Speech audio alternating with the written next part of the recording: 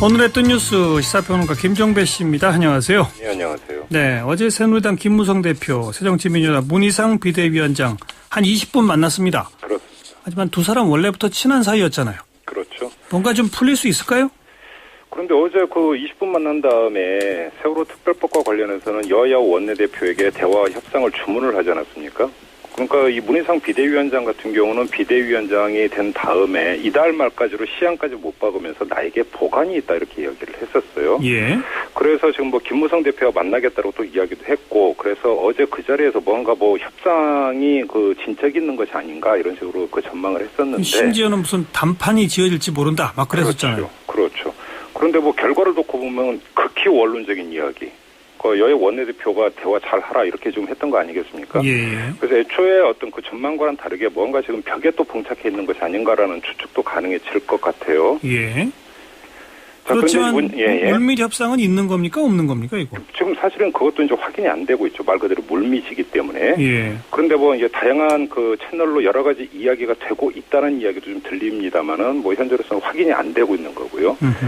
뭐 지금 뭐 그러니까 이 문희상 비대위원장이 마련했던 안이라고 하는 게 이미 뭐 언론 보도가 다 나오지 않았습니까? 이 여당 뭐 특검 추천위원 2명에 대해서 유족과 야당이 사전 추천을 하면 새누리당이 그걸 받아서 추천권을 행사하는 것. 예. 뭐 이제 이것이라고 지금 하는 건데, 이 정도면 그러니까 언론이 이 점에서 그러니까 섣부르게 좀 예단을 한 게 아니냐. 이 정도라고 한다면 새누리당도 받을 수 있는 것 아니냐. 그러면 타결로까지 갈 수 있는 것 아니냐. 이런 식으로 좀 봤던 것 같은데, 예. 돌아가서 볼 필요가 있을 것 같아요. 자, 2차 여야 원내대표 2차 합의안이라고 하는 게 사전 추천이 아니라 사전 동의 아니었습니까? 그래서 이거는 그 뭐 유족이 받을 수 있겠다라고 했는데 유족은 그것을 거부를 했습니다. 예. 그리고 나서 새누리당 원내대표단이 유족하고 만나는데 당시에 이 전망이 나왔었어요. 예. 그래서 새누리당에서 그러면 그 사전 추천권을 주는 것으로 그 유족을 설득을 해서 특별법을 타결 지으려고 하지 않겠느냐라고 이제 전망이 나왔었는데, 이때 새누리당은 이 안을 전혀 제시를 하지를 않았었습니다. 그랬죠. 유족하고 3번 만났는데 전혀 이 안을 꺼내지도 않았는데, 예. 이렇게 본다면 사실은 그 김치국물부터 마신 게 아니냐. 새누리당이 이 정도는 받을 것이다라고 하는 전망이 근거 없는 전망 아니었느냐. 예. 이런 그 분석도 성립이 될 수가 있습니다. 김무성 대표가 특검 추천권 야당이나 유가족한테 줄 수 있다. 네. 이런 발언을 한번 하긴 했잖아요. 했죠. 그게 계속해서 야당과 이 가족대책위원회에서는 그런 말이 있었지 않느냐라고 했는데, 네. 정작 협상 대표인 이완구 원내대표는 그런 얘기를 전혀 안 했던 거고요. 안 했죠. 그리고 그 다음에 김무성 대표는 뭐라고 했냐면 그 문제는 원내대표 책임하에 풀어간다라고 이야기를 했어요. 예. 자, 그런데 여기서 이제 주목할 점은 이완구 원내대표 같은 경우는 이른바 친박으로 알려져 있는 인사입니다. 그런데 이완구 원내대표는 이것에 대해서 일절 이야기를 꺼냈거나 양보안을 제시한 바가 없었다라는 겁니다. 예. 여기서 어제 그 문희상 비대위원장과 김무성 대표의 회동을 다시 복귀할 필요가 있는데요. 김무성 대표의 입장에서 자, 그 사전 추천권을 주는 것에 대해서 청와대도 동의하고 이 정도면 타결이 가능하다고 한다면 그 타결의 주역을 이완구 원내대표 쪽으로 돌리는 게 좋겠습니까? 김무성 대표 본인이 타결의 주역이 되는 것이 좋겠습니까? 당연히 후자 아니겠습니까? 예. 그런데도 원내대표에게 돌렸다라고 하는 것은 사실은 이 절충안조차도 청와대에서 동의를 받지를 못했고, 예. 그렇기 때문에 지금 아까 제가 벽에 봉착해 있는 것이 아닌가라고 말씀을 드렸는데, 아하.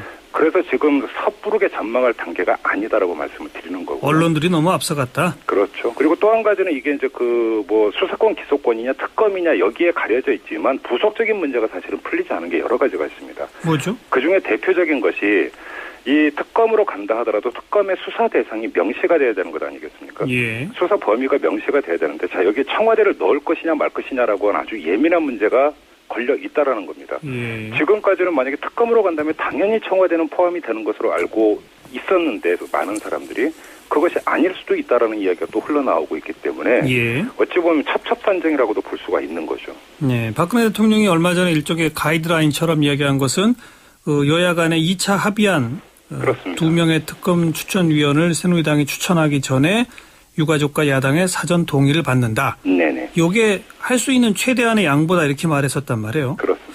그럼 이제 지금은 그 벽이라, 좀 아까 말씀하신 벽에 부딪혔다는 건 그거라고 보신다 이 말인 거죠? 그렇죠. 그리고 예를 들어서 사전 추천권을 준다면 또 그 청와대나 새누리당 입장에서는 얻고자 하는 게 있을 거라는 겁니다. 아하. 이것이 무엇이냐의 부분에서 특검의 수사 범위, 수사 대상의 문제가 지금 조금씩 거론이 되고 있거든요. 네. 이 정도 좀 주목해서 놓치지 말고 봐야 되는 포인트인 것 같아요. 그런 게 주거니 받거니의 대상이 될 수도 있다.